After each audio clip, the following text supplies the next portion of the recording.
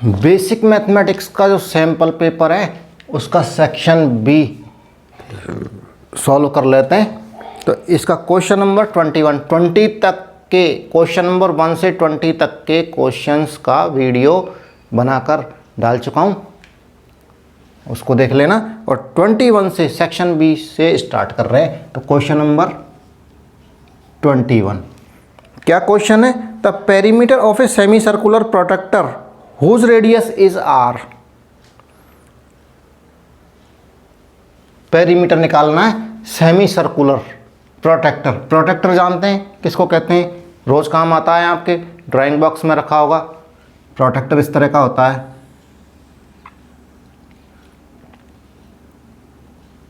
यह क्या कह रहा है? सेमी सर्कुलर यानी आधा सर्कुलर बना हुआ है, इस तरह का होता है।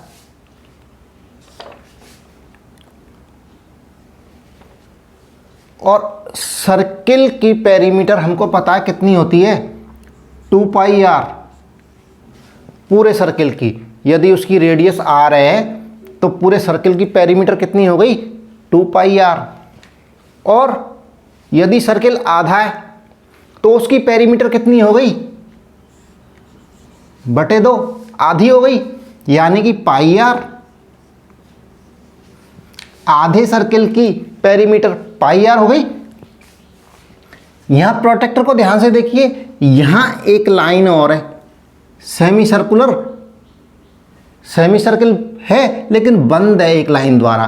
तो ये पेरीमीटर, इसकी लंबाई अगर और जोड़ दें तो इस सेमी सर्कुलर प्रोट्रैक्टर की पेरीमीटर आ जाएगी। तो ये लंबाई कितनी है हमारी, ये देखिए, ये पॉइंट लगाओ, ये क्या है, डायमीटर। आधा सर्किल है और यहाँ से ये खिंचा हुआ सेंटर से, तो ये डायमीटर हो गया। डायमीटर यानी रेडियस हमारी कितनी दी हुई है, आर। तो डायमीटर कितना है, आर प्लस आर, 2r। तो यहाँ 2r, तो ये हो गया। और आधे सर्किल की पेरीमीटर हो गई पाई आर। तो सेमी सर्कुलर प्रोट्रैक्टर की पेरीमीटर क्या हो गई, 2r प्लस पाई आर, यानी कि पाई आर प्लस 2r, इसको पाई आर प्लस 2r लिख दें। तो आंसर हो गया 21 में हमारा डी।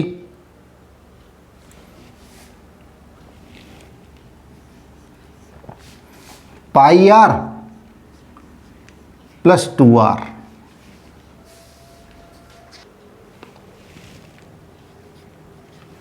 क्वेश्चन नंबर 22 क्या क्वेश्चन है? If p e denotes the probability of an event E.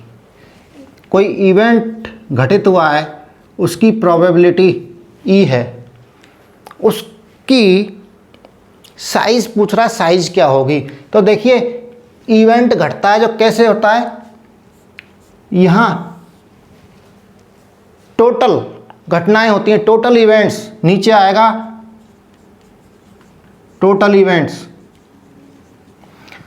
And ऊपर जो आता है न्यूमरेटर में, इन इवेंट्स में से जो घटनाएं जो घटित होती हैं वो उन्हीं में से ही आता है, टोटल फेवरेबल आउटकम्स। यानी कि एग्जाम्पल के लिए, एक पासा, एक डाइस फेंकी, तो डाइस में कितने होते हैं, 6 नंबर होते हैं। तो यहाँ जो कुल जो इवेंट होंगे वो 6 होंगे, और उसमें से कोई नंबर, उसको उछाला, फेंका उसको, तो उसमें से कोई नंबर आएगा। तो कोई एक नंबर आ सकता है या दूसरा नंबर आ सकता है। तो इवेंट कितने घटित हो सकते हैं, उसमें से 6 तरह के घटित हो सकते हैं। और कम से कम यदि हम कहें कि उसमें इवन नंबर आने चाहिए, तो इवन कितने नंबर होते हैं, 3 होते हैं। तो आउटकम्स कितने हो गए, फेवरेबल आउटकम्स 3 हो गए। तो मैं ये बताना चाह रहा हूं कि जो ऊपर का नंबर है वो नीचे के नंबर से हमेशा छोटा होगा। ज़्यादा से ज़्यादा क्या हो सकता है, वो बराबर हो सकता है उसकी। ये घटनाएं ज़्यादा से ज़्यादा 6 हो सकती हैं, 7 नहीं हो सकती, इनसे ज़्यादा नहीं हो सकती। यानी कि इसको अगर डिवाइड करें तो कितना आएगा, 1। 1 से ज़्यादा नहीं हो सकता, या तो 1 हो सकता है या इससे छोटी कम हो सकती हैं। यदि ये 5 हुई, ये घटनाएं 3 हुई, तो कितना नंबर रह गया, ये भाग दिया तो 0.5, यानी 1 से छोटा, 0 या 0 से बड़ा, या तो 0 या इससे बड़ा। पीई लिख दूं यदि बीच में, और 1 से छोटा या बराबर। तो जो पी होगी, प्रोबेबिलिटी होगी, वो क्या होगी, probability of an event e 0 less than equal to PE is less than equal to 1। तो ये हमारा इस नंबर, क्वेश्चन नंबर 22 का जो आंसर आएगा इसमें है सी आएगा। 0 is less than equal to PE is less than equal to 1। 23 question, in triangle ABC angle B is equal to 90 degree. एक एंगल ट्राइंगल बना लेते हैं।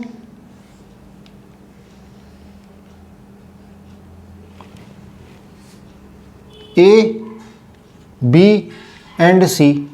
यहाँ एंगल B है, ये हमारा 90 डिग्री है, यानी कि ये ट्राइंगल हमारा राइट ट्राइंगल है। And BD perpendicular to AC, AC यहाँ से BD से एक परपेंडिकुलर है AC पर, ये D है। ये क्या है हमारा, BD perpendicular to AC। And AC is equal to 9 centimetre.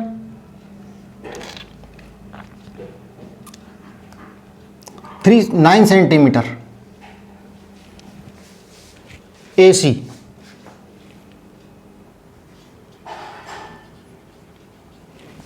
And AD is equal to 3 centimetre. ये छोटा टुकड़ा है एक, ये 3 है, यानी AD 3 सेंटीमीटर। तो हमारी CD है, CD कितनी हो गई, CD भी लिख लेते हैं। इस पूरी में से ये माइनस कर देंगे तो ये CD आ जाएगी। तो 9 माइनस 3 इज इक्वल टू 6 सेंटीमीटर आ गया ना। ये पूरी AC तो कितनी है हमारी, 9 सेंटीमीटर। AD छोटा वाला टुकड़ा AD ये 3 सेंटीमीटर है। तो ये CD कितना हो गया, इस बड़े वाले में से इसको माइनस कर दें, सब्सट्रैक्ट कर दें, तो ये CD आ जाएगा। CD हमारा आ गया, 9 में से हमने 3 माइनस कर दिया तो 6 सेंटीमीटर आ गया। अब आगे चलते हैं।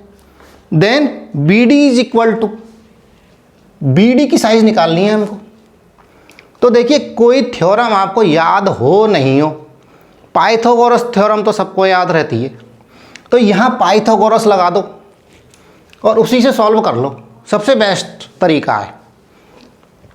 तो देखिए, ट्राइंगल, सबसे बड़ा ट्राइंगल कौन सा है, ABC। ABC में AC क्या है, हाइपोटेनस। तो पाइथागोरस प्रमेय से कर दें, ट्राइंगल ABC ले लेते हैं पहले। तो इसमें AC स्क्वायर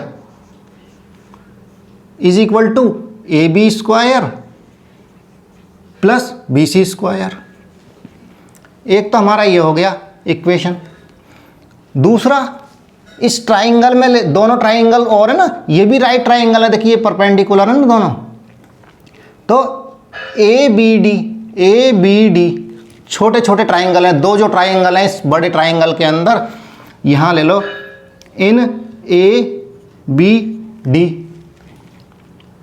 ABD में ये हाइपोटेनस हो गया AB, ये 90 डिग्री है ना, यहाँ पे 90 के सामने वाली जो साइड है ये क्या हो गई, हाइपोटेनस, कर्ण हो गया। तो ये AB square is equal to BD square plus AD square.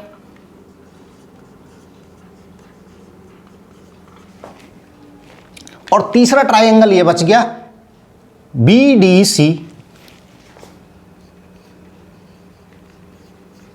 यहां पर ये 90 है, तो इसके सामने वाली साइड कौन सी हो गई, BC।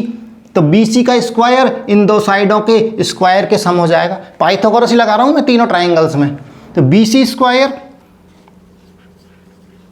Is equal to b D square plus C D square. यहां पर देखिए ए बी स्क्वायर की वैल्यू आ गई एंड बी सी स्क्वायर की आ गई, तो यहां ए बी स्क्वायर और बी सी स्क्वायर को रख दो यहां पर, तो यहां ए सी स्क्वायर यहां लिख देता हूं, A C square is equal to A B square क्या आ जाएगा, B D square plus A D square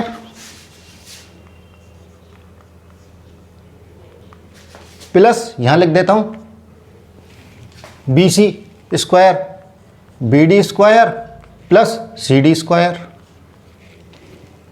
और यहां कितना आ गया, 2BD स्क्वायर, एक BD और एक BD, 2BD स्क्वायर हो गए ना, प्लस यहां AC स्क्वायर,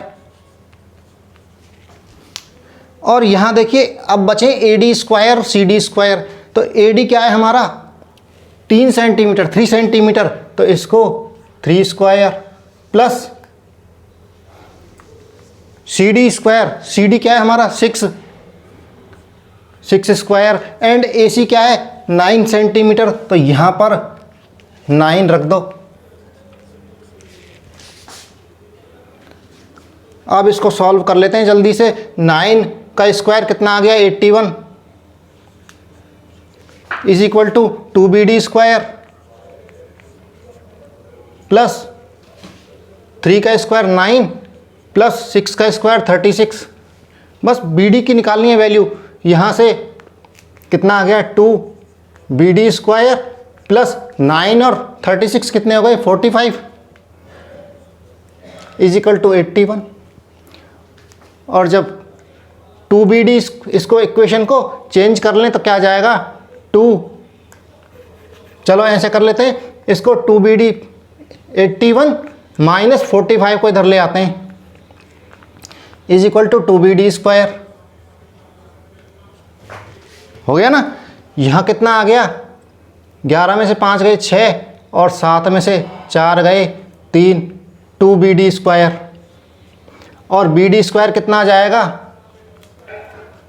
36/2, ये 2 नीचे चला जाएगा, मल्टीप्लाई हो रहा है ना, तो कितना आ गया 18, और BD कितना आ गया हमारा √18।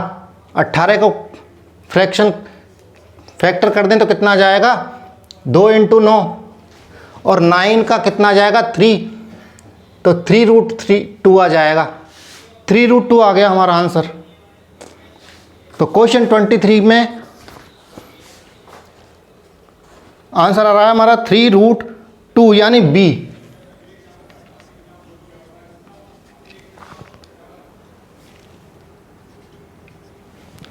क्वेश्चन नंबर 24, क्या क्वेश्चन है, the pair of linear equations 3x + 5y is equal to 3, 3x + 5y is equal to 3 and 6x +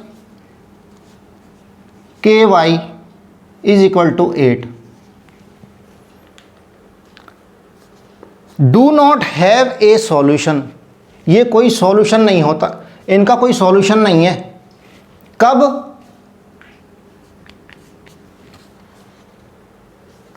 जब k की वैल्यू कौन सी हो जिससे कि ये इनका कोई सॉल्यूशन नहीं हो। तो सॉल्यूशन लीनियर इक्वेशंस का कब नहीं होता, तीन कंडीशन बता देता हूं। जब लाइनें एक दूसरे को इंटरसेक्ट करेंगी तब सॉल्यूशन आएगा,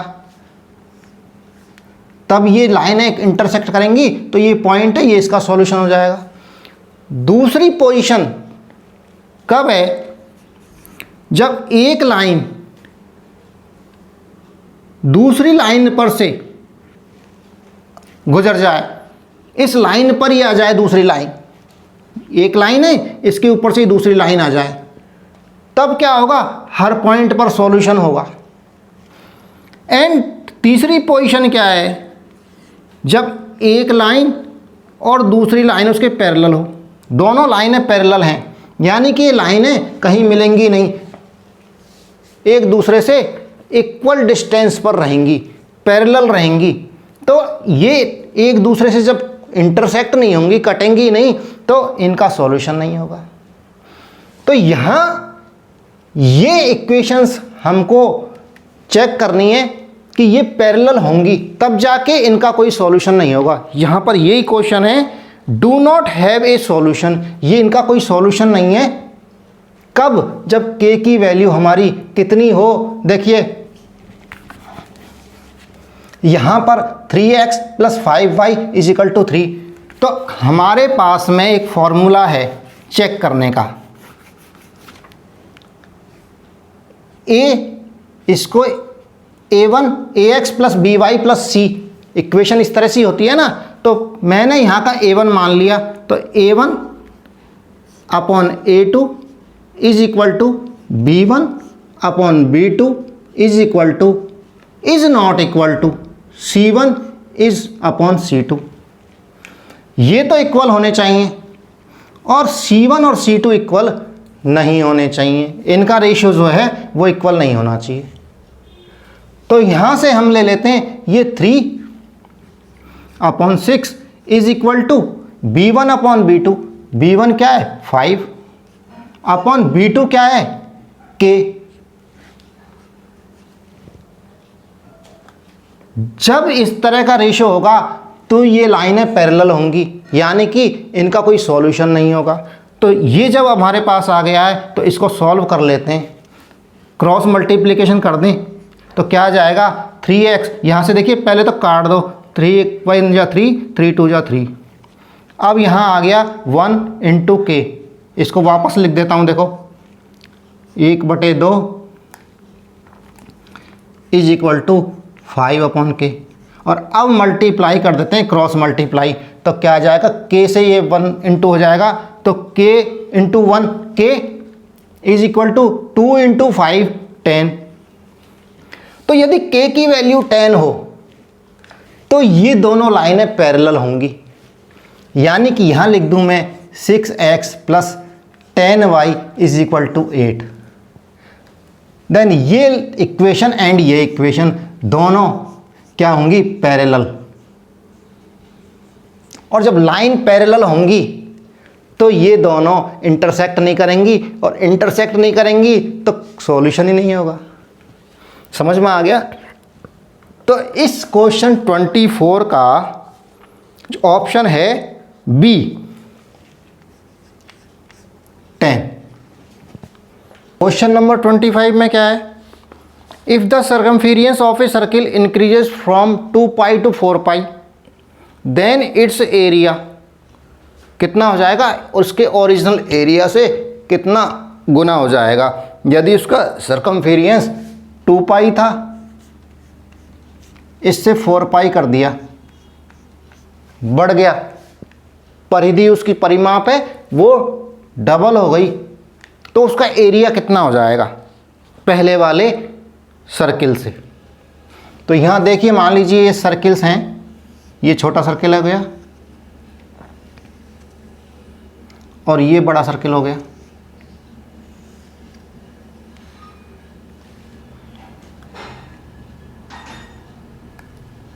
मान लीजिए इसकी रेडियस r थी एंड इसकी रेडियस कैपिटल R मान लेते हैं। तो इनका जो सर्कमफेरेंस क्या C1/C2, सर्कमफेरेंस क्या मान लिया C1, इस वृत्त की परिधि, और इसकी C2। तो कितना है ये C1 कितना है 2π अपॉन C2 कितना है 4π। कितना है ये, इसको काट देंगे तो 1/2 आ गया। और हमने C1 की रेडियस ली है R और C2 की radius capital R, small r and capital R। तो इनका सर्कमफेरेंस कितना ले सकते हैं हम, इसका 2π स्मॉल r एंड C2 का 2π कैपिटल R। और जब 2 पाई से 2 पाई काट दिया तो यहाँ पर आ गया हमारा r small r upon capital are is equal to 1/2। और जब इनको क्रॉस मल्टीप्लाई कर देंगे तो क्या रिलेशन क्या आ जाएगा हमारे पास में, capital are is equal to 2 small r. ये हमारे पास आ गया। अब हमें पता करना है एरिया, इनका एरिया। तो एरिया हमने ले लिया, मान लीजिए पहले का A1 मान लिया और दूसरे का A2 मान लिया। इसका A2 मान लिया, इसका A1 मान लिया। तो A1 upon A2 is equal to area क्या हो गया इसका, पाई आर स्क्वायर, यानी small r pi small r square. And A2 का एरिया क्या हो गया, पाई कैपिटल आर स्क्वायर। समझ में आ गया, पाई से पाई काट दिया और यहाँ आ गया r square upon r square. और इसको लिख सकते हैं हम आर अपॉन आर का होल स्क्वायर, लिख सकते हैं ना। और यहाँ पर आर अपॉन आर, ये इसकी इस पर जाने की बजाय इस यहाँ से ले लिए r small r upon capital are is equal to 1/2। यहाँ रख देते हैं 1/2 का whole square, r upon r की जगह 1/2 रख दिया। तो यहाँ क्या आ गया, ये A1 upon A2 is equal to 1/4 आ गया ना। एक का स्क्वायर किया तो 1 आ गया और 2 का स्क्वायर किया तो 4 आ गया। तो ये क्या हो गया, यहाँ से इसको क्रॉस मल्टीप्लाई किया, इसको हटा दें बीच में से, तो यहाँ आ गया ये इस तरह से A1 upon A2 is equal to 1/4। और क्रॉस मल्टीप्लाई करेंगे तो क्या आ जाएगा, A2 is equal to 4A1। यानी कि जो पहले सर्किल का एरिया है वो कितना करना पड़ेगा, 4 टाइम्स, तब जाके दूसरे एरिया, दूसरा सर्किल है उसके एरिया के बराबर होगा। यानी जो दूसरे वाले सर्किल का एरिया कितना है, पहले वाले एरिया का 4 गुना, 4 टाइम्स। तो आंसर हो गया हमारा 4 टाइम्स, 25 में डी।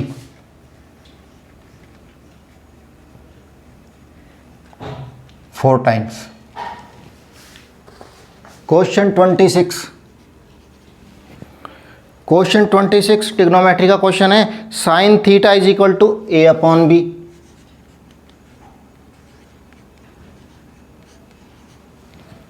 तो टेन थीटा निकालना है। टेन थीटा बराबर क्या होता है, sine theta upon cos theta. तो हमें क्या करना है, कॉस थीटा और निकल जाएगा तो टेन थीटा निकल जाएगा। तो टेन कॉस थीटा कैसे निकलेगा, देखिए एक राइट एंगल ट्राइंगल बना लेते हैं और इसका एंगल यदि इसको थीटा मान लें तो ये क्या हो जाएगा, परपेंडिकुलर थीटा के सामने वाला, ये हो जाएगा बेस और ये हो जाएगा हाइपोटेनस।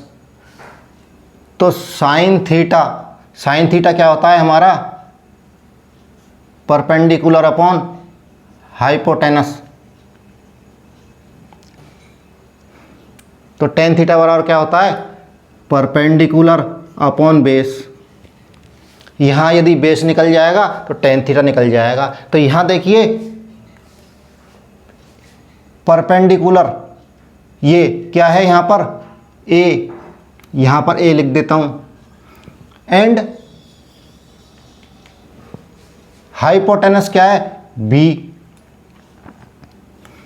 तो बेस क्या आ जाएगा, बेस बी स्क्वायर माइनस ए स्क्वायर, हाइपोटेनस का स्क्वायर, इसका स्क्वायर प्लस इसका स्क्वायर इज इक्वल टू इसका स्क्वायर। यही तो है, ये आ गया हमारा बेस, बी का square minus A square is equal to base Pythagoras theorem से। तो यहाँ लिख दो बी स्क्वायर माइनस ए स्क्वायर अंडर रूट।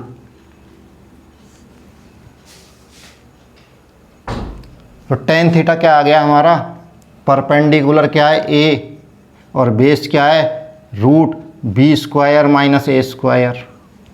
तो टेन थीटा क्या आ गया answer, A upon under root B square minus A square D. Question 27 trigonometry का क्वेश्चन है, बड़ा आसान क्वेश्चन है, मज़ेदार question.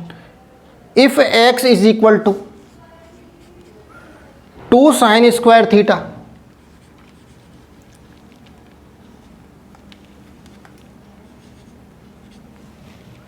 And y is equal to 2 cos square theta plus 1 then x plus Y. x plus Y निकालना है, क्या होगा ऑप्शन देखना है x प्लस वाई में से। तो x plus Y is equal to x की वैल्यू रख दें 2 sine square theta plus y की वैल्यू रख दें 2 cos square theta plus 1।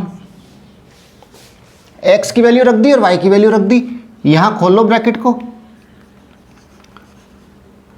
2 sine square theta plus 2 cos square theta plus 1। यहाँ देखिए 2 साइन स्क्वायर थीटा और 2 cos स्क्वायर थीटा, दोनों में से 2 को कॉमन ले लो, बाहर निकाल लो 2 को। तो यहाँ आ गया sine square theta plus cos square theta plus 1। और यहाँ देखिए sine square theta plus cos square theta formula है, क्या होती है दोनों की total, sine square theta plus cos square theta is equal to 1 होता है। तो यहां रख देता हूं 2 इंटू 1 प्लस 1 क्या आ जाएगा 2 प्लस 1 इज इक्वल टू 3। यही तो आंसर है, x प्लस 1 की वैल्यू यही है 3। तो यहां पर क्या जाएगा 27 का 3, यानी कि A. Question number 28, if the difference between the circumference and the radius of a circle is 37 centimetre. Difference between circumference, एक सर्किल का सर्कमफेरेंस कितना होता है,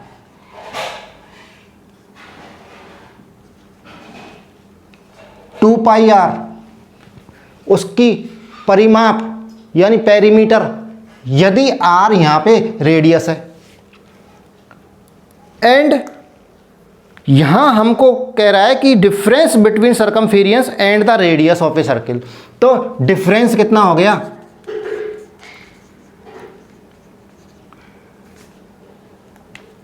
to pi are minus r, ये कितना है 37 सेंटीमीटर, 37 सेंटीमीटर। एंड पाई हमको value दे रखी है यहां पर 22/7, 22/7। तब हमको सर्कमफेरेंस निकालना है सर्किल का। तो देखिए यहाँ इक्वेशन तो हमारे पास आई गई 2 pi are minus R is equal to 37। अब यहाँ से आर कॉमन आ रहा है, ये दो टर्म है, इनमें से आर कॉमन आ रहा है, तो यहाँ से आर ले लिया कॉमन, 2 इंटू पाई की वैल्यू रख दें 22/7 माइनस 1, यहाँ से कॉमा आ गया, आर कॉमन निकल गया, इज इक्वल टू 37। और इसको सॉल्व कर लें, अंदर आर बाहर रह गया और इसको सॉल्व कर लेते हैं। तो यहाँ देखिए दोनों में 7 कॉमन आ रहा है और यहाँ कितना आ गया 22 दूनी 44 माइनस यहाँ कितना आ जाएगा 7। सॉल्व करना आता है ना। देखिए 22, ये इसको एक लाइन और मैंने नहीं बताई, एक लाइन और बता देता हूँ कि यहाँ बता देता हूँ कि 2 इंटू 22/7 ये तो हो गया 44/7 माइनस 1, ये जो 1 है 1/1 कर दिया और यहाँ एलसीएम ले लिया हमने 7, तो यहाँ एलसीएम लिया, 7 से एक बार गया, यहाँ 44 आ गया, माइनस यहाँ 7 बार चला गया, यहाँ 7 से मल्टीप्लाई किया, 44 माइनस 7 आ गया, यही लिखा है, इज इक्वल टू 37। एंड इसको सॉल्व कर लेंगे तो क्या आएगा, 7 आ जाएगा नीचे, और 44 में से 7 गए तो कितना जाएंगे, 37 इज इक्वल टू 37। और अब क्या करें, यहाँ से देखिए इसको उधर ले लें, ये फ्रैक्शन है, इसको इधर ले लें तो क्या हो जाएगा, उल्टा हो जाएगा। कैसे हो जाएगा, r is equal to 37 into 7/37। ये जो 37 इससे मल्टीप्लाई हो रहा है, और जब इधर ले जाएंगे तो क्रॉस मल्टीप्लाई हो जाएगा। तो ये 37 से 37 गया, यहाँ आ गया 7 सेंटीमीटर। तो रेडियस हमारी आ गई 7 सेंटीमीटर। और जब रेडियस आ गई तो 2πr सरकमफेरियंस निकालना है हमको। तो यहाँ पर रख दीजिए 2 इंटू 22/7 इंटू r क्या है 7, 7 से 7 कट गया, यहाँ आ गया 44 सेंटीमीटर, 44 सेंटीमीटर आ गया सर्किल का सरकमफेरियंस। तो आंसर हो गया हमारा 28 में बी 44। क्वेश्चन नंबर 29 क्या है, the least number that is divisible by all the numbers from 1 to 10 inclusive है बोथ। तो यहाँ देखिए least number, least lowest number जब आ जाता है इसका मतलब कुछ एलसीएम वगैरह निकालना है। तो हमें ऐसा लीस्ट नंबर निकालना है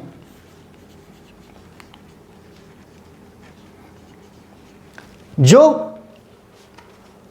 डिविजिबल हो, किससे, 1 से लेके 10 तक की संख्याएं, जो 1 2 3 4 5 6 7 8 9 एंड 10, इन 10 संख्याओं से कटता हो, 10 संख्याओं से भाग जाता हो, जिसमें ऐसा लीस्ट नंबर निकालना है। यानी कि एलसीएम निकालना है इनका।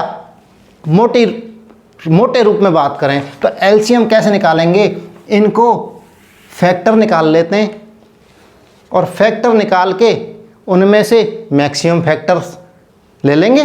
तो यहाँ देखिए 1 2 इनके फैक्टर तो है नहीं, 3 2 के 2 क्या हो गया, 2 की पावर 2 हो गया, 5 6 कितना हो गया, 2 इंटू 3, 7 कितना हो गया, 7 का कोई फैक्टर नहीं होता, 8 का 2 की पावर 3, एंड 9 का कितना हो गया, यहाँ लिख देता हूँ 3 की पावर 2, एंड 10 कितना हो गया, 2 इंटू 5। और यहाँ से अब क्या करना है, 1 आई जाएगा इंटू 2 की मैक्सिमम पावर देखिए कितनी है, यहाँ 2 की पावर 1 है, यहाँ 2 की पावर 2 है, 2 की पावर यहाँ 3 है, सबसे ज़्यादा पावर कितनी है, 2 की पावर 3। तो यहाँ से 2 की पावर 3 को उठा लाओ इंटू, अब 3 नंबर आया है, इसकी सबसे ज़्यादा पावर देखते हैं, 3 की पावर 1, यहाँ 3 एक ही है, यहाँ पर 3 की पावर 2 है, तो यहाँ से 3 की पावर 2 ले ली इंटू, अब क्या बचा 3 के बाद 5 कितना है, यहाँ पर 5 की पावर एक ही है, तो हमने 5 ले लिया इंटू, यहाँ क्या आ रहा है, 5 के बाद में 2 3 सब आ गए, 7 कहाँ पर और आ रहा है, कहीं नहीं आ रहा, तो 7 भी ले लिया। और कोई नंबर आ रहा है, और कोई नंबर, सब कुछ नंबर आ गया, 3 की पावर सबसे बड़ी वाली पावर आ गई, 2 की पावर सबसे बड़ी पावर आ गई, ये सारी पावर्स आ गई, सारे नंबर आ गए। अब क्या करना है, इनको मल्टीप्लाई करना है, जो नंबर आएगा वही हमारा लिस्ट नंबर होगा, जो इन सारे नंबर से डिविजिबल होगा। तो देखिए यहाँ कितना आ गया, 1 से तो मल्टीप्लाई हो गया, यहाँ 8, 2 की पावर 3 8 इंटू 9 इंटू 5 गुणा 7, 5 गुणा 7 35, और इसको मल्टीप्लाई करेंगे तो ये यहाँ से देखिए 8 को इससे मल्टीप्लाई कर देता हूँ, तो कितना आ जाएगा, 8 पंजे 40, यहाँ 0 आ रहा है ना, इसलिए मल्टीप्लाई किया है इसको मैंने, 8 3 24 और 4 28, 280 इंटू 9, यही आ गया, 9 बच गया, 280 इंटू 9 क्या आ जाएगा, इसको मल्टीप्लाई करेंगे, 0 9 8 72, 7 बच गए, 9 दूनी 18 और 7 25, 2520 आ गया हमारा एलसीएम, लीस्ट नंबर आ गया। तो आंसर हमारा कौन सा है? 2520 कहाँ पर है? ऑप्शन सी पर है। तो यहाँ आ गया सी 2520। क्वेश्चन नंबर 30 क्या है? 3 bells ring at interval 4, 7 and 14 minutes. 3 जो घंटियाँ बजती हैं वो 4 मिनट के बाद, पहली घंटी बजती है 4 मिनट पे, फिर दूसरी 4 मिनट के बाद में 7 मिनट पे बजती है, और तीसरी बजती है 14 मिनट पे। यानी पहली अगर 4 मिनट बाद बजी तो दूसरी 7 मिनट बाद, तीसरी 14 मिनट बाद। ऑल 3 रिंग्स, इस 14 के बाद में फिर ये बजेगी, इस तरह कंटिन्यू चलता रहेगा। ऑल 3 रिंग एट 6 PM, जो तीनों रिंग एक साथ भी बजती हैं, ऐसा टाइम भी आता है जो एक साथ बजती हैं। तो ये रिंग कब बजी हैं? 6 बजे, 6 AM पे बजी हैं एक बार। तो हमको बताना है कि अब 6 बजे के बाद अगली बार ये तीनों बेल एक साथ कब बजेंगी। तो एक साथ कब बजेंगी, इनका लीस्ट नंबर निकालना है, लोएस्ट नंबर निकालना है, एलसीएम निकालना है इन तीनों का, कि ये रिंग कितने टाइम के बाद में एक साथ बजती हैं। वो टाइम निकल जाएगा तो 6 बजे के बाद, क्या कोई भी टाइम बता देंगे जब ये बजेंगी, सारे टाइम्स बता देंगे। तो देखिए इनका एलसीएम कैसे निकलेगा, इनको फैक्टर निकालने हैं इनके। तो यहाँ 4, 7 और 14, इनके देखिए 4 सत्ते 28, यदि 28 देख लीजिए डिविजिबल है, ये डिवाइड हो रहा है इन नंबरों से, और फैक्टर निकाल के इसको अगर जल्दी से कर सकते हैं तो कर लीजिए, नहीं तो शॉर्टकट अपनाइए। जहाँ पता लग रहा है कि इनका एलसीएम 28 आ रहा है तो 28 निकाल लीजिए, उसको फैक्टर निकाल के करने की ज़रूरत नहीं है, क्योंकि ऑप्शन वाला पेपर है ये। इसमें अगर निकालने बैठ जाओगे तो क्वेश्चंस रह जाएंगे। तो यहाँ पर शॉर्टकट लगाने, जहाँ शॉर्टकट की ज़रूरत है वहाँ शॉर्टकट लगाइए। ये मल्टी चॉइस पेपर है, सैम्पल पेपर है। अब की बार जो आपका पेपर आएगा टर्म फर्स्ट का, वो मल्टी चॉइस पेपर आएगा। और होगा क्या, पैटर्न क्या होगा, ये पेपर होगा एंड फिर बोर्ड में पेपर होगा, फाइनल पेपर। यदि वो पेपर कोरोना की वजह से, किसी वजह से वो पेपर नहीं हो पाया तो ये पेपर ही काम आने वाला है हमारे। अगर वो पेपर हो गया तब तो कोई दिक्कत नहीं है, लेकिन अगर वो पेपर नहीं हुआ, कैंसिल हो गया किसी वजह से, तो यही नंबर हमारे बोर्ड में जाने वाले हैं। तो इसलिए ये बहुत इम्पोर्टेंट एग्ज़ाम है। तो यहाँ पर इम्पोर्टेंट है लेकिन घबराना नहीं है, यहाँ शॉर्ट टिक्स अपनानी है। तो यहाँ पर हमने क्या निकाल लिया, इसका 28 इसका लीस्ट नंबर आ गया एलसीएम। तो अब हम आराम से बता सकते हैं, कोई भी बता सकता है कि जब एक साथ ये घंटियाँ 6 बजे बजी पहली बार, तो उसके बाद ये बेल एक साथ कब बजेंगी, 28 मिनट्स के बाद में, यानी 6:28 पर। और यदि और भी आगे पता लगाना है कि अब ये नेक्स्ट टाइम कब बेल रिंग करेंगी एक साथ, तो 28 और जोड़ दो इसमें, 6:56 आ जाएगा। तो हमें तो केवल यही पता लगाना कि 6 बजे के बाद में, 6 AM के बाद में कब रिंग एक साथ बजेंगी। तो इसका आंसर है 6:28। 6:28 कौन सा ऑप्शन है, सी, 30 का C. Question number 31। Question number 31 क्या है? 31, what is the age of father if sum of the ages of a father and his son in year is 65 and twice the difference of their ages in year is 50। तो यदि father की as x मान लें and उनके सन की as y मान लें, तो क्या रहा, सम ऑफ एजेस फादर एंड सन। तो x प्लस वाई, फादर और सन की एज का सम कितना है, 65, एंड इनको यदि दुगना कर दें, ट्वाइस कर दें, 2x एंड 2y, इसको 2x कर दिया एंड 2y कर दिया, और यदि इनको डिफरेंस कर दें ट्वाइस करके, 2x minus 2y is equal to कितना है, ये कितना आ गया 50 साल। तो इक्वेशन हो गई हमारी 1 एंड 2। तो यहाँ देखिए इन इक्वेशंस को कैसे सॉल्व करेंगे, यहाँ 2 से मल्टीप्लाई कर दें तो ये माइनस का 2y कट जाएगा, यहाँ कर देते हैं 2 से मल्टीप्लाई तो क्या आ जाएगा 2x plus 2y is equal to 2 into 65 यानी 130। और यहाँ इनको जब जोड़ेंगे तो क्या आ गया, ये 2y से 2y कट गया, माइनस को 2y और प्लस का 2y, और यहाँ रह गया 4x is equal to 130 plus 50 180 आ गया। एंड x क्या आ जाएगा 180 अपॉन 4 इज इक्वल टू 45, यानी कि x क्या है फादर की एज और ये सन की एज। तो फादर की एज x है, यही पूछ रहा है हमसे फादर की एज कितनी है। तो फादर की एज कितनी आ गई 45, कौन सा आंसर आ गया बी।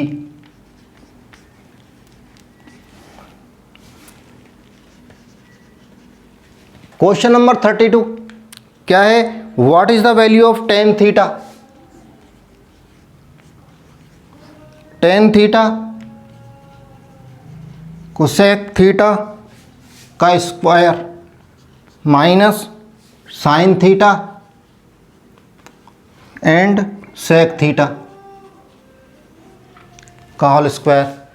तो यहाँ पर देखिए, यहाँ पर टेन थीटा इसको क्या लिख दें sine theta upon cos theta, and cosec theta को क्या लिख सकते हैं 1 अपॉन साइन थीटा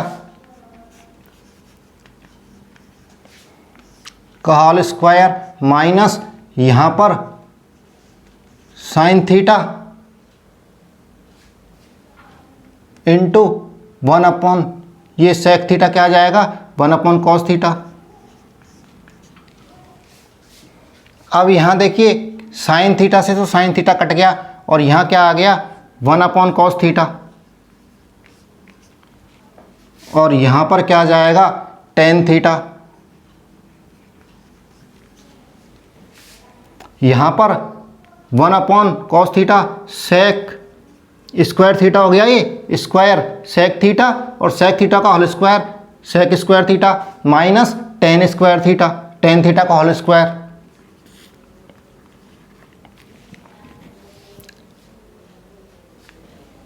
और ये देखिए क्या आ रहा है, ये फार्मूला जानते हो 1 plus tan square theta is equal to sec square theta, पता है ना।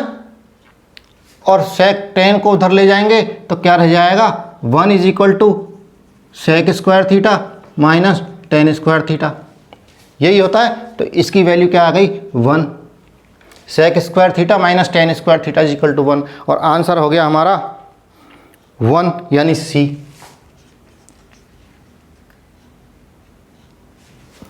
क्वेश्चन नंबर 33 क्या है, the perimeters of two triangles, two similar triangles are 26 centimetre and 39 centimetre. Perimeters of similar triangles, तो यहां हम ट्राइंगल्स यदि बना लें, एक ट्राइंगल ये हो गया, एक ट्राइंगल ये हो गया, मान लीजिए ये ए बी सी एंड ये है पी क्यू आर।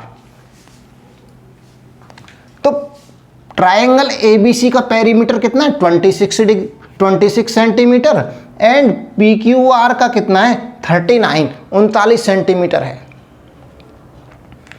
और सिमिलर ट्राइंगल्स के अंदर क्या होता है रेशियो, पेरीमीटर्स का रेशियो, यानी perimeter of triangle ABC upon perimeter of triangle P Q R. ये रेशियो किसके इक्वल हो गया? इनकी जो करस्पॉन्डिंग साइड्स हैं, यानी कि ए बी का ratio P Q, B C का रेशियो क्यू आर से, एंड ए सी बटे पी आर, ये इक्वल होंगी। यानी कि यहां लिख लें हम A B upon P Q corresponding sides is equal to B C upon Q R is equal to A C upon P R. ये याद है? याद नहीं है तो ये याद होना चाहिए। एंड यदि पेरीमीटर इनके हमको गिवन है, दिए हुए हैं, तो इनको रख देते हैं यहां पर। तो 26 पेरीमीटर और एबीसी कितना है? 26 सेंटीमीटर। तो यहां 26 upon perimeter of P Q R 39 is equal to, हम एक साइड यहां लिख लेते हैं A B upon P Q, और इनको काट देते हैं। तो किससे कट रहा है? 13 से कट रहा है। 13 दूना 26 और 13 ती 39। तो यहां आ गया ये हमारा A B upon P Q is equal to 2/3। यहां तक क्लियर? अब इसके अंदर सिमिलर ट्राइंगल्स में एक फॉर्मूला और है। हमसे क्या पूछ रहा है? Ratio of their areas. तो हम इनके रेशियो यहां लिख लेते हैं। यहां लिख देता हूं, इधर बना देता हूं, area of triangle ABC upon area of triangle P Q are.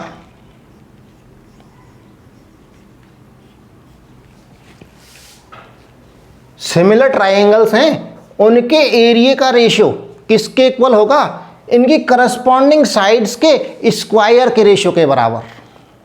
तो करस्पॉन्डिंग साइड एबीसी की क्या हो गई?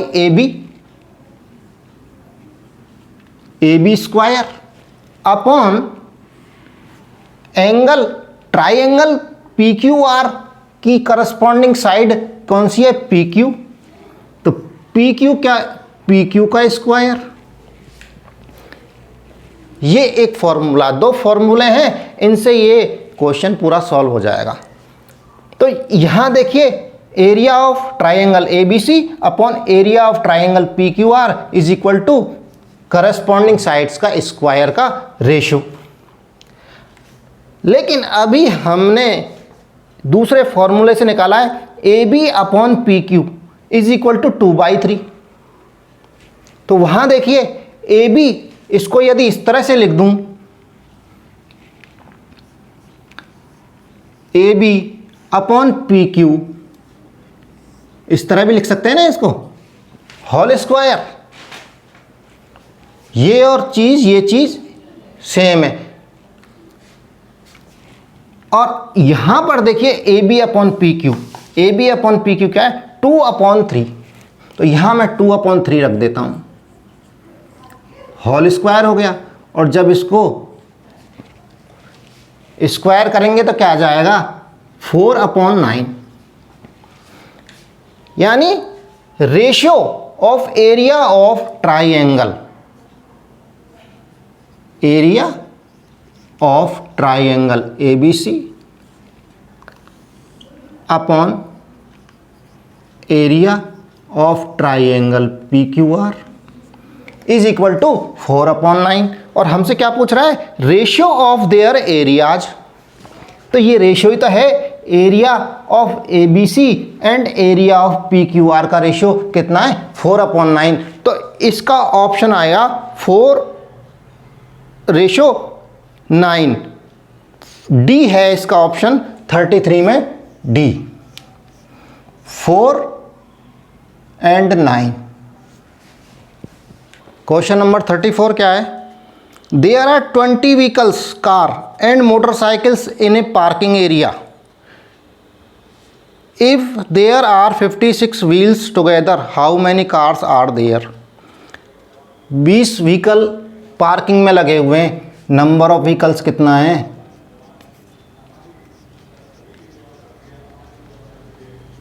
20 में शामिल हैं, कारें भी हैं और मोटरसाइकिल भी हैं। नंबर्स हमको पता नहीं है कितनी कार हैं और कितनी मोटरसाइकिल हैं, लेकिन जो टोटल जो व्हीकल्स हैं हमारे वो पार्किंग में कितने? 20 हैं। एंड उनके जो पहिए हैं, व्हील हैं, वो गिन लिए हैं, वो कितने हैं? टोटल व्हील्स वो है 56। तो अब इन दो डेटाज के आधार पे हमको बताना है कि कितनी कार वहां पर हैं। तो देखिए, नंबर ऑफ व्हीकल्स हम मान लेते हैं x, तो कार है। एंड मोटरसाइकिल कितनी है? y है। तो दोनों का सम कितना हो गया? x plus Y is equal to 20। Equation number 1 हो गई। एंड यहां देखिए, जो पहिए हैं, व्हील्स हैं, वो कितने? 56।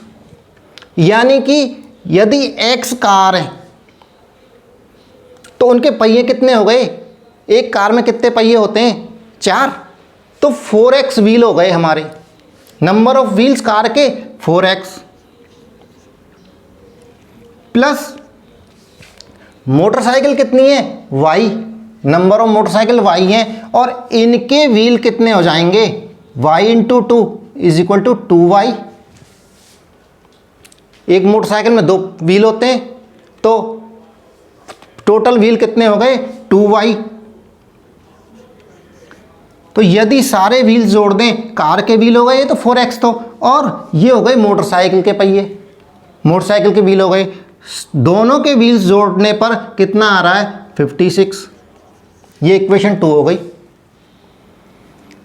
देखो, number of vehicles, car x हैं और मोटरसाइकिल y हैं, दोनों का सम कितना है? 20 दे रखा है।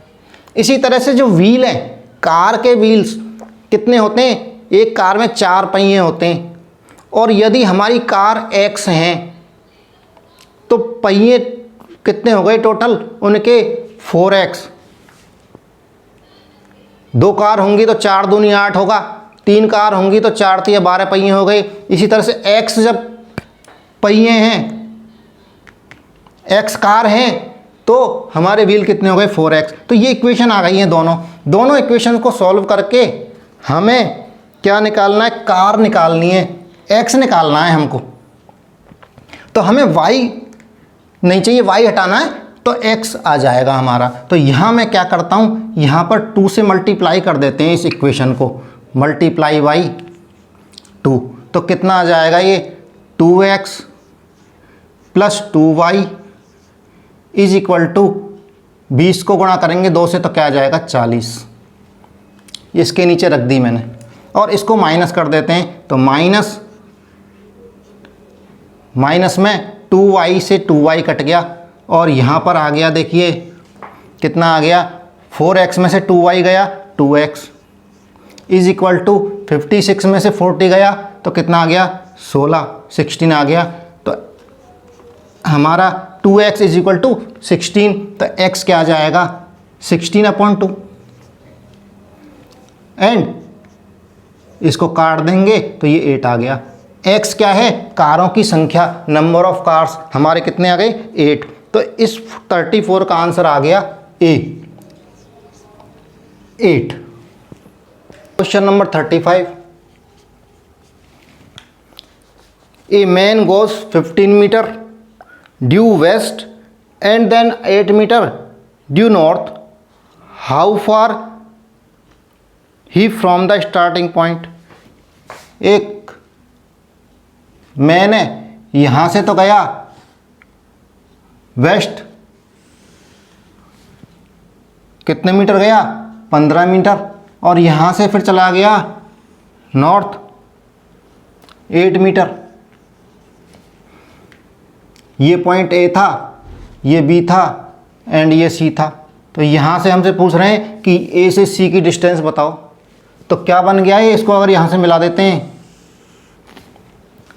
राइट ट्राइंगल बन गया, जिसमें ये एक एंगल बी 90 डिग्री है और हमसे डिस्टेंस पूछ रहे हैं कौन सी, हाइपोटेनस, यानी जो इसका कर्ण है, और हमें जो दूसरी लेंथ है, दूसरी साइड है ट्राइंगल की, वो मिल गई है। तो किससे, पाइथागोरस थ्योरम है, उससे सॉल्व कर लो। कैसे आएगा, A C square, Pythagoras theorem, Pythagoras प्रमेय कौन सी है, A C square is equal to A B square plus B C square. यहाँ में ए बी क्या है, 15 का स्क्वायर प्लस 8 का स्क्वायर। तो कितना आ गया, 15 गुणा 15 225 प्लस 8 गुणा 8 64, 64 आ गया। कितना आ गया, जोड़ लो, कितना आएगा, ए सी स्क्वायर 289, तो ए सी कितना आ गया 17। इसका स्क्वायर रूट निकाल लो, 17 ही याद होने चाहिए, ये छोटे छोटे स्क्वायर रूट तो सारे याद होने चाहिए। 17 का स्क्वायर कितना होता है, 15 का कितना होता है, 25 का कितना होता है, 2 का कितना होता है, तो डायरेक्ट आंसर आएगा। मैथमेटिक्स में ये छोटी चीज़ें याद होनी चाहिए। तो ये कितना आ गया, 17 मीटर, आंसर आ गया C, 17 metre. Question number 36, What is the length of an altitude of an equilateral triangle of side 8 centimetre. एक इक्विलेटरल ट्राइंगल है। इक्विलेटरल ट्राइंगल कौन सा होता है, जिसकी तीनों साइड्स इक्वल होती हैं। तो एक ट्राइंगल बना लेते हैं, इसकी क्या है, 8 सेंटीमीटर की हैं साइड्स। एंड एन एल्टीट्यूड, एक एल्टीट्यूड है इसमें, यहाँ से देखिए ये एक एल्टीट्यूड चला गया। एल्टीट्यूड क्या होता है, परपेंडिकुलर, जो ये 90 होता है यहाँ। तो इसकी लेंथ निकालनी है हमको। तो यहाँ इसको रख दें ए बी सी एंड यहाँ रख देते हैं डी। तो एक इक्विलेटरल ट्राइंगल में एल्टीट्यूड क्या करता है, जब एल्टीट्यूड डाला जाता है तो ये इसको 2 समान पार्ट में डिवाइड भी करता है। यानी कि जब ये A D perpendicular B C है ना, तो यहाँ इक्विलेटरल की बात हो रही है सिर्फ, और किसी ट्राइंगल की बात नहीं हो रही। जिसकी तीनों साइड्स इक्वल हैं उसके अंदर एक इक्विलेटरल जो लैटिट्यूड होता है वो एंगल्स को एंड उसके सामने वाली साइड को 2 बराबर बराबर भागों में डिवाइड करता है। यानी कि B D is equal to C D.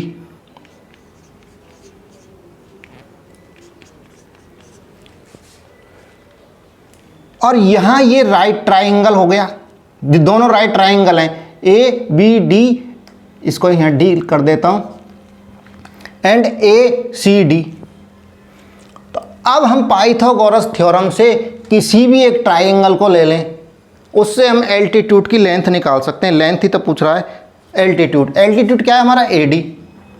तो यहाँ पाइथागोरस लगा देते हैं ट्राइंगल ए बी डी में, किसी में भी, दोनों में से किसी में लगा दो, A B D. Angle A D B is equal to 90 degree. तो A B square is equal to A D square plus B D square. A B square क्या है हमारा, इक्विलेटरल है, 8-8 सेंटीमीटर की इसकी साइड्स हैं, तो यहाँ 8 का स्क्वायर लिख दिया, is equal to A D क्या है, हमें निकालना है एल्टीट्यूड, प्लस बी डी क्या है, बी डी इसका हाफ है इस बी सी का, B D is equal to C D, ये कितनी है पूरी 8 सेंटीमीटर। इस ट्राइंगल की एक साइड ही तो है 8 सेंटीमीटर, तो 8 का जब आधा करेंगे तो बी डी क्या हो गई, बी डी हमारी बी सी अपॉन 2। तो यहाँ क्या आ जाएगा इज इक्वल टू 8/2 बराबर 4। तो यहाँ 4 का स्क्वायर कर दो और यहाँ पे आ गया 64 is equal to A D square is equal to 16 64 is equal to A D का होल स्क्वायर प्लस 16। अब इसको सॉल्व कर लें तो ए डी क्या आ जाएगा, यहाँ देखिए 16 को इधर ले लिए 64 में, तो 64 minus 16 is equal to A D का स्क्वायर। यहाँ कितना आ जाएगा, 16 चला जाएगा 64 में से तो कितना आ जाएगा 8 आ जाएगा, 14 में से 6 गए तो 8 और 5 में से 1 गया तो 4 आ गया, यही आएगा। ये आ गया ए डी का स्क्वायर। और इस 48 को अगर फैक्टर निकाल लें, फैक्टर कर लें, इसके टुकड़े कर लें तो क्या आ जाएगा 12 चौक 48 और क्या क्या आ सकता है 16 3 48 16 इंटू 3 16 इंटू 3 आ जाएगा। ये यहाँ लिख देता हूँ, देखिए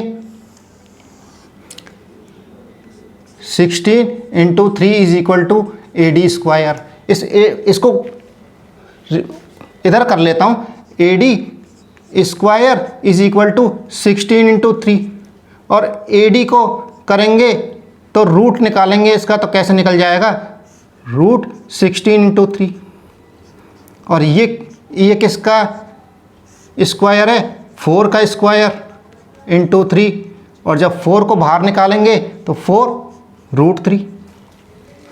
ए डी क्या आ गया हमारा 4 रूट 3। तो आंसर 4 रूट 3 हो गया। ये है 36 में सी 4 रूट 3। क्वेश्चन नंबर 37, क्या क्वेश्चन है, if the letters of the word Ramanujan, Ramanujan word लिख लेते हैं RAMA रामा नुजन NUJAN,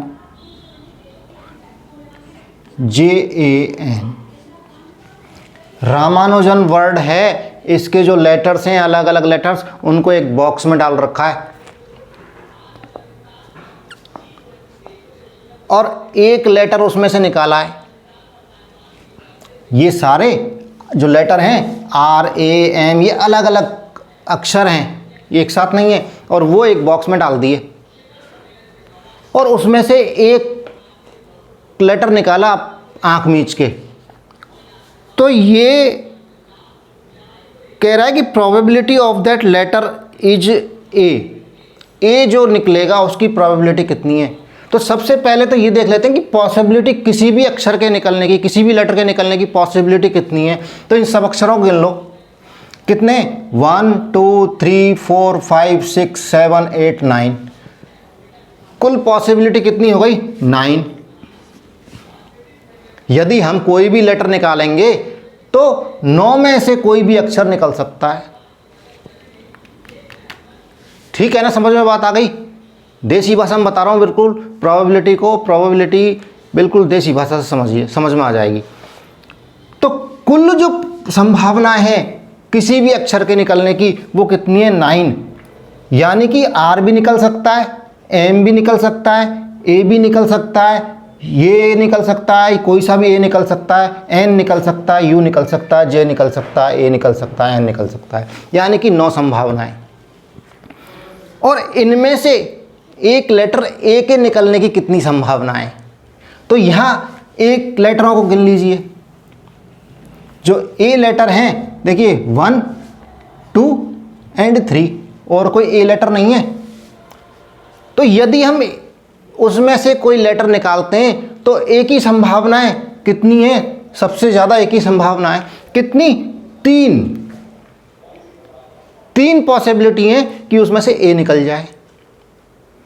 तो 9 में से 3 पॉसिबिलिटी हो गई ए की, इसलिए प्रोबेबिलिटी क्या हो गई 3/9।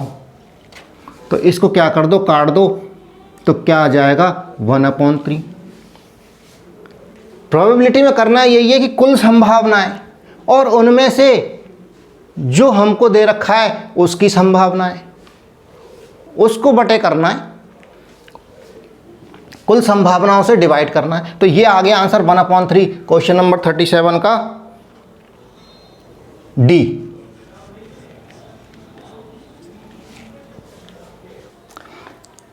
क्वेश्चन नंबर 38 क्या है देखिए, area of sector of a circle is 1/6 to the area of circle. एक सर्किल बना लेते हैं,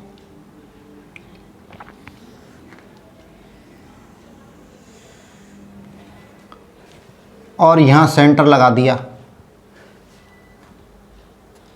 एंड सर्किल का एरिया 1/6 हिस्सा।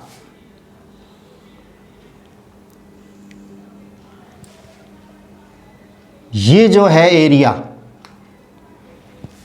Find the degree measure of its minor arc.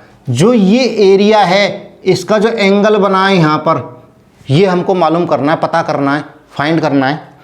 तो कैसे करेंगे, फॉर्मूला है, एक फॉर्मूला है area of arc is equal to θ/360 into area of circle. यानी कि यहां पर यदि आर्क द्वारा एंगल बना हुआ है थीटा, तो इस पार्ट का, इस सेक्टर का एरिया निकालना है। तो कैसे निकलेगा, area of arc is equal to ये जो थीटा है इसको रख देंगे बटे 360 इंटू πr², इस पूरे सर्किल का एरिया। आर क्या है, आर रेडियस है। अब हमें आर रेडियस है तो एरिया क्या दे रखा है इस सेक्टर का 1/6, 1/6 हिस्सा। तो πr² एरिया है, तो उसका 1/6 कितना हो गया, उसको 1/6 से मल्टीप्लाई कर दो। तो 1/6 से मल्टीप्लाई कर देंगे तो हमारा इस सेक्टर का एरिया आ जाएगा 1/6 πr²। तो यहां पर एरिया ऑफ आर्क, इस टुकड़े का एरिया कितना है 1/6 πr² is equal to θ/360 into πr²। हमें क्या निकालना है, थीटा निकालना है। तो थीटा कैसे निकलेगा, देखिए दोनों तरफ से मल्टीप्लाई हो रखे हैं, हम इसको सॉल्व कर लेते हैं। थीटा इसको इस तरह लिख लें, πr²/6 इज इक्वल टू, इसको हम लिख लें थीटा इंटू πr²/360 लिख सकते हैं ना। अब सॉल्व हो जाएगा, क्रॉस मल्टीप्लाई कर दो। क्रॉस मल्टीप्लाई करेंगे तो क्या आ जाएगा, देखिए 6 इंटू थीटा इंटू πr², इधर तो आ गया, और इधर आ गया 360 इंटू πr², ये आ गया हमारा। एंड थीटा क्या आ जाएगा, इन 6 एंड πr² को इधर ले जाओ तो यहाँ आ जाएगा 360 इंटू πr² बटे 6 इंटू πr²। अब यहाँ क्या कट रहा है उसको काट दो, तो πr² से तो πr² गया, 6 से 360 गया, कितनी बार 60 बार। तो थीटा की वैल्यू क्या आ गई हमारी 60 आ गई। यही निकालना था, theta is equal to 60 degree. तो हमारा जो ऑप्शन है 60 कहाँ आ रहा है, बी में आ रहा है, 38 का बी 60 डिग्री। क्वेश्चन नंबर 39, क्या क्वेश्चन है? A vertical stick 20 metre long cast a shadow 10 metre long on the ground. एक स्टिक है, ये देखिए एक कोई खड़ी हुई डंडी है स्टिक, कितने मीटर की है ये? 20 मीटर की, इसकी लंबाई 20 मीटर है और इसकी जो छायाएं परछाई हैं वो कितनी बन रही है? ये परछाई बन रही है यहाँ इसकी 10 मीटर।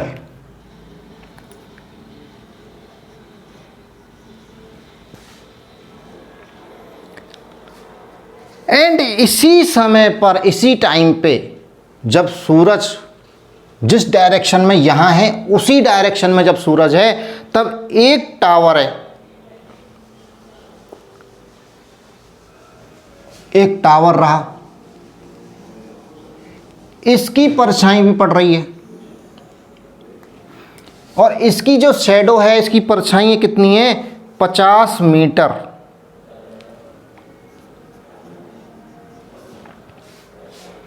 तो टावर की लंबाई पूछ रहा है, तो देखिए यहां शैडो कितनी है? 10 मीटर। तब इस स्टिक की लंबाई कितनी है? 2 गुनी 20 मीटर है, 10 गुणा 2 शैडो की, जो शैडो है ना छाया, उस 10 मीटर की है और उससे जस्ट डबल है। और इसी समय टावर की परछाई कितनी आ रही है? 50 मीटर की। तो टावर की लंबाई कितनी होगी? इससे दोगुनी, जस्ट डबल होगी, क्योंकि जितनी इसकी है दोगुनी, ऐसे इसकी दोगुनी होगी। तो 50 गुणा 2, 100 मीटर। 100 मीटर टावर की लंबाई हो जाएगी। तो आंसर आ गया 39 में डी।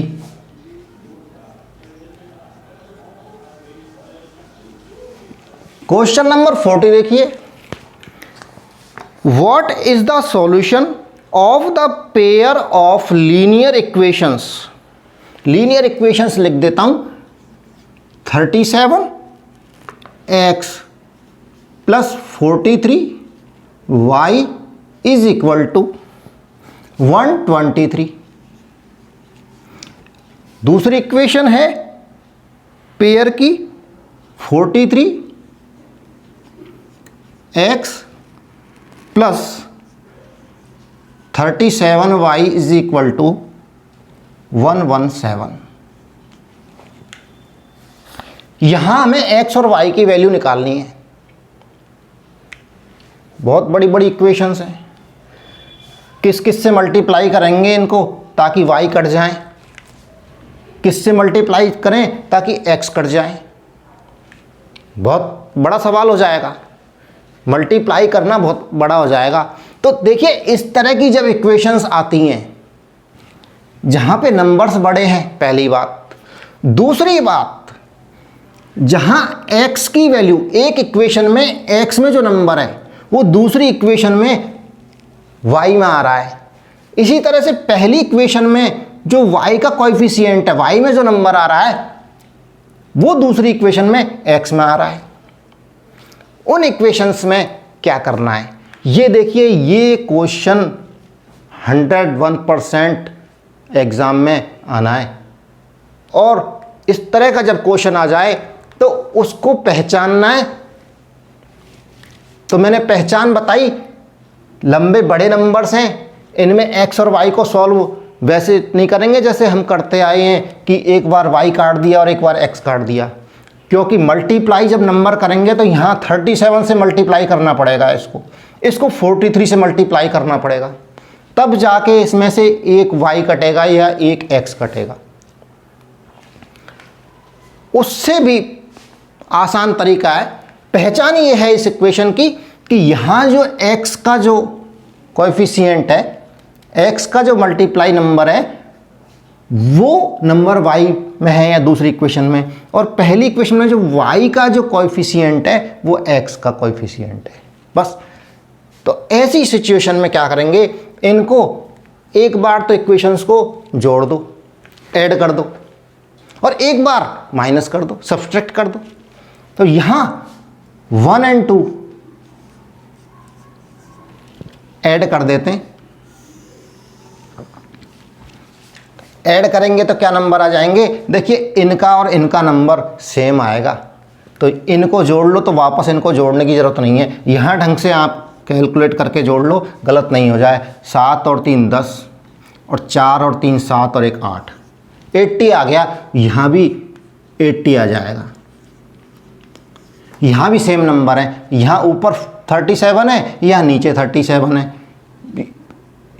यहाँ ऊपर 37 है, यहाँ नीचे 43 है, यहाँ ऊपर 43 है, यहाँ नीचे 37 है, दोनों का टोटल 80 इज इक्वल टू, इसका टोटल करेंगे तो कितना आ जाएगा, 7 और 3 10, 2 और 1 3 और 1 4, 240। और जब इसको सॉल्व करेंगे तो क्या आ जाएगा, 80, देखिए यहाँ से 80 से डिवाइड हो रही है, या 80 कॉमन आ जाएगा इसमें से। जब 80 कॉमन आ जाएगा तो क्या बच जाएगा, यहाँ x plus Y is equal to 3। यहाँ देखिए यहाँ से भी 80 कॉमन आ गया, और समझा देता हूँ ढंग से, 80 और यहाँ भी 80, यहाँ भी इसको 80 को यहाँ से और दोनों को काट दो, तो यहाँ इक्वेशन आ जाएगी हमारी x plus Y is equal to 3। Equation आ गई हमारी 3। अब क्या करें, अब इन इक्वेशंस को आपस में सब्सट्रैक्ट कर देते हैं। तो सब्सट्रैक्ट करने के लिए इसको यहाँ लिख देता हूँ। सब्सट्रैक्शन में क्या आ जाएगा, देखिए माइनस, यहाँ पे इसको वापस लिख देता हूँ, 37x plus 43y is equal to 123 and 43x plus 37y is equal to 117। तो माइनस किया तो ये क्या हो गए, माइनस हो गए, और यहाँ क्या बचेगा, माइनस का ज़्यादा है तो कितना आ जाएगा, 13 में से 7 गए तो 6x, एंड यहाँ ये प्लस का ज़्यादा है 43, इसमें से ये जाएगा तो यहाँ भी कितना आएगा, 6y आ जाएगा, लेकिन यहाँ ये प्लस का ज़्यादा है तो यहाँ प्लस आएगा, इज इक्वल टू, यहाँ पर माइनस करेंगे तो ये कितना आ गया, यहाँ भी 6 आ गया, एंड यहाँ पर क्या करें, 6 कॉमन आ रहा है,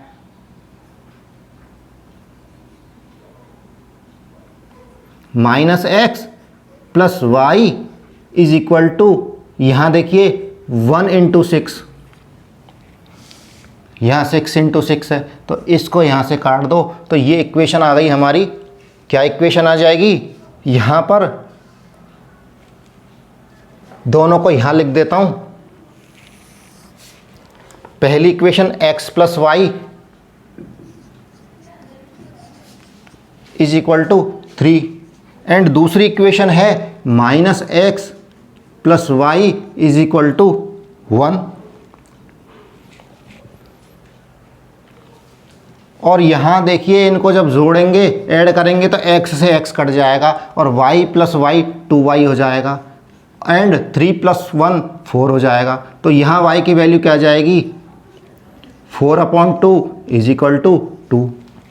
जब y आ गया तो यहाँ पर इक्वेशन में y की वैल्यू रख देते हैं, x plus Y is equal to 3 है ना, तो यहाँ पर रख दो x plus Y is equal to 3, y की वैल्यू 2 रख देते हैं, x plus 2 is equal to 3, तो x कितना आ गया, 3 माइनस 2 इज इक्वल टू 1।